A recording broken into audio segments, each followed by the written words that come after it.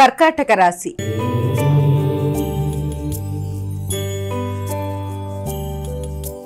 అమ్మ, కర్కాటక రాశి వారికి ఎలా ఉంది రోజు? కర్కాటక రాశి వాళ్ళకి ముఖ్యమైన విషయాలలో పెద్దల సహకారాన్ని కోరుకుంటారు.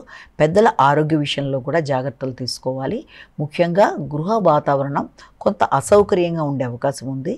స్థిరాస్తులకు సంబంధించిన విషయాల్లోనూ, అలాగే దాంతోపాటుగా సంతాన వర్గం యొక్క ఆరోగ్య అభివృద్ధి విషయాల్లోనూ, వారి లక్షణాలు, వారి తత్వం అంటే వారి బిహేవియరు మీకు కొంత ఎమోషనల్గా ఇరిటేట్ చేసే అవకాశం ఉన్న రీత్యా ఆ విషయంలో మీరు ఎక్కువ ఘర్షణ తీసుకొని మీరు మానసిక స్థైర్యాన్ని ఇబ్బంది కలిగించుకోకుండా ఆ విషయంలో జాగ్రత్తలు తీసుకోవాలి.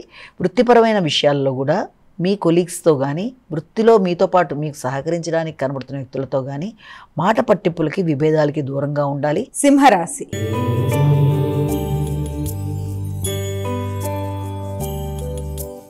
అమ్మ, సింహరాశి వారికి ఎలా ఉంది రోజు? సింహరాశి వాళ్ళ విషయంలో దగ్గర ప్రయాణాలకు అవకాశం అనేది ఒకటి కనబడుతుంది. కమ్యూనికేషన్ స్కిల్స్ని పెంపొందించుకోవడానికి ఎక్కువ శాతం కృషి చేస్తారు. అలాగే వ్యక్తులతో సహకారాన్ని, సంప్రదింపుల కొరకు ఎక్కువ ఆలోచనలు చేస్తారు. ఎదురు చూసిన వర్తమానాలు అందుకుంటారు. అధిక స్కిల్స్తో, అనుకున్న నైపుణ్యాలతో పనులు సాధించుకుంటారు. ఆరోగ్యపరమైన విషయాలు చాలా వరకు అనుకూలంగా ఉంటాయి. రోగనిరోధక శక్తి పెంపొందించుకోబడుతుంది. అలాగే శ్రమతో విజయాలు సాధిస్తారు. ఎక్కువ ఎఫర్ట్స్ ఉపయోగించి మీరు అనుకున్న పనులు సాధించుకోవడానికి, ముందుకు వెళ్ళడానికి ప్రయత్నాలు చేస్తారు. ముఖ్యంగా తల్లిదండ్రుల ఆరోగ్య విషయం మీద శ్రద్ధ తీసుకుంటారు. వారి యొక్క ఆలోచనల విషయంలో ఘర్షణ మీతో కలగకుండా వారు చెప్పింది కూడా విని కొంత ఆలోచిస్తూ ముందుకు వెళ్ళడం బట్టి మీకు అనుకూలమైన ఫలితాలు వచ్చే అవకాశం ఉంది. కన్యా రాశి.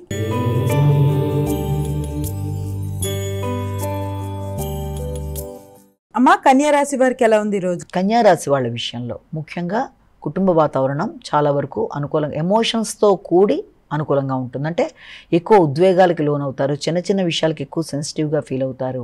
అలాగే మీ మీద మీకు ఆత్మవిశ్వాసం విషయంలో అధిక ఆత్మవిశ్వాసంతో కూడా కొన్ని అవకాశాలను చేజిక్కుంచుకున్న వాటిని ఉపయోగించుకోవడంలో ఇబ్బంది పడే అవకాశం ఉంది.